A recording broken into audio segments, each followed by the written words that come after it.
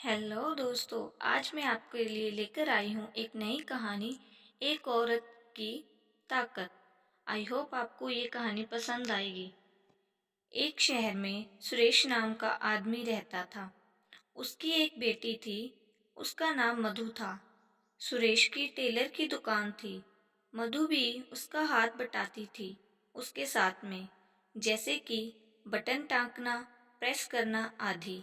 एक दिन सुरेश ने मधु से कहा, अब तुम्हारी शादी की उम्र हो गई है और उसको भी अब सिलाई सीख लेनी चाहिए। तो मधु बोलती है कि उसको शादी नहीं करनी है, उसको यही उसके पास ही रहना है।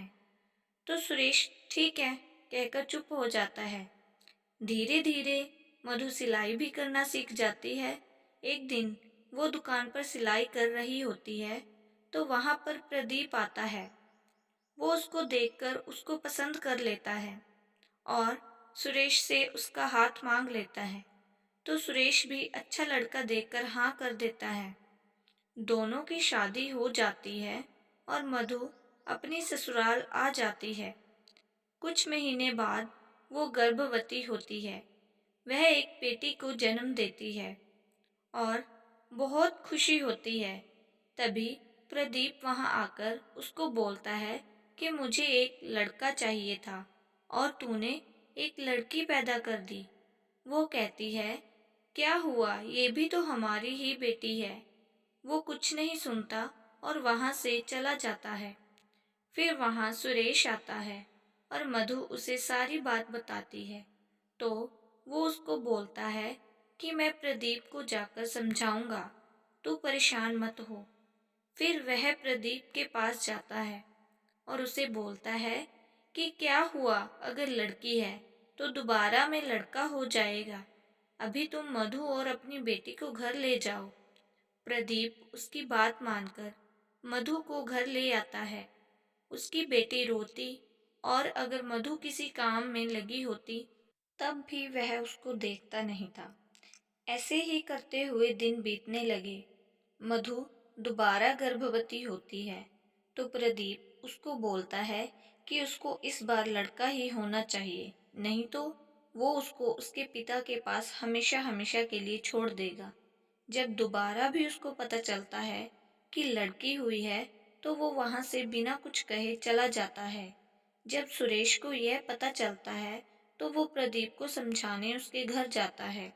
पर प्रदीप उसकी कोई बात नहीं सुनता और उसे बोलता है, अपनी लड़की और उसकी बेटियों को ले जाएं, मेरा कोई संबंध नहीं इन लोगों से। यह सुनकर सुरेश वहां से यह बोलकर चला जाता है कि मेरी बेटी मुझ पर बोझ नहीं है, मैं उसे और उसकी बेटियों को पालूंगा।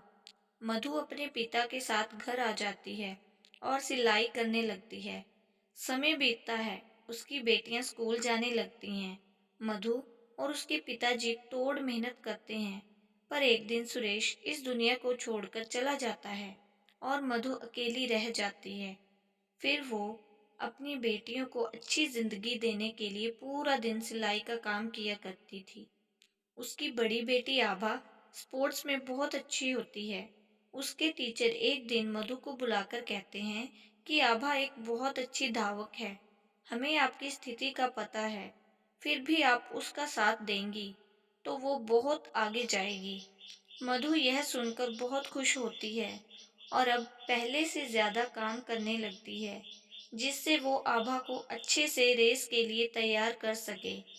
वह दूध, फल, मेवे, पौष्टिक खाना सब आभा को टाइम में देने लगी। उसका नतीजा ये हुआ कि मधु और आभा की मेहनत रंग लाई। आभा ने स्टेट लेवल चैंपियनशिप में प्रथम स्थान प्राप्त किया। उसकी फोटो अखबार में छपी। तो प्रदीप आभा और मधु की फोटो को अखबार में देखकर यह सोचता है कि अगर मैंने मधु को निकाला ना होता तो आज मेरी भी फोटो इन लोगों के साथ होती। पर अब माफी मांगकर भी कुछ नहीं हो सकता था।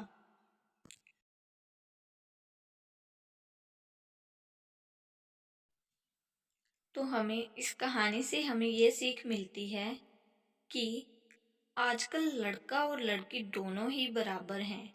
जो काम एक लड़का कर सकता है, वह एक लड़की भी कर सकती है। तो बताइए आपको ये कहानी कैसी लगी। और अगर आपको ये कहानी पसंद आई हो तो इसे लाइक शेयर कमेंट ज़रूर करें और ऐसी ही और दिलचस्प कहानियाँ सुनने के लिए मेरे चैनल को सब्सक्राइब करें। अपना कीमती समय देने के लिए धन्यवाद।